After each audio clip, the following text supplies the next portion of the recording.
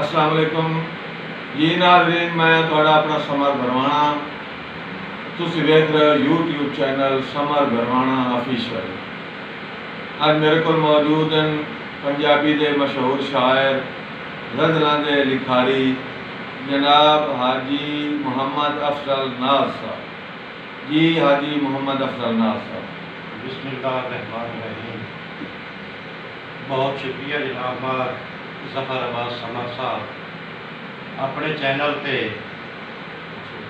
कुछ अपने ख्याल ज़ाहिर करने का तुसा मौका दिता है। मेहरबानी। पेश खिदमत है कि एक गज़ल जिस दी खातिर गलियां रुकी उस ना वेखियां गलियां रुकी। क्या बात।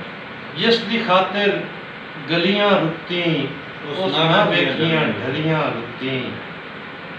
ते चूरी जेंदी कुट्टण पारूं, चूरी जेंदी कुट्टण पारूं, वाम करूरां डलियां रुकी।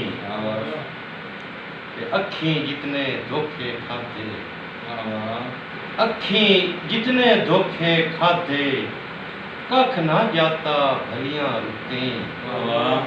ते सिख सदराइयां कर्मा सड़ियां, सिख सदराइयां कर्मा सड़ियां, वाम तंदूरां बलियां रुकी।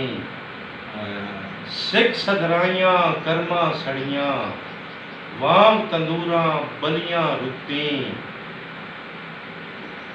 ते पत्थर पूजे पत्थर होइयां, पत्थर पूजे पत्थर होइयां, फुल्लां दे विच पलियां रुकी। जी राणा मोहम्मद सकलैन साहब तुहाडे हुक्म के मुताबिक शेर मैं दोबारा पढ़दा कि पत्थर पूजे पत्थर होइयां, फुल्लां दे विच पलियां रुकी। ते वेले परतां सरतां दित्तियां, वेले परतां सरतां दित्तियां, ओए मिट्टी दे विच रलियां रुकी। मिट्टी दे विच रलियां रुकी। ते कई दियां मुठियां रुठियां साथों, कई दियां मुठियां रुठियां साथों, ओए नाज न भाई के वलियां रुकी।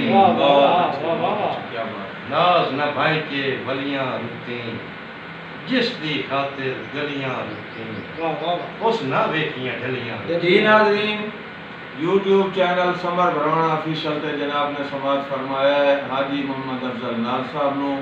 अगर इन्हें की गज़ल पसंद आवे तो लाइक करे सो, तो कमेंट दसे सो, ताकि मैं हाजी मोहम्मद अफजल नाज साहब और दोबारा तकलीफ दूँगा। बहुत शुक्रिया।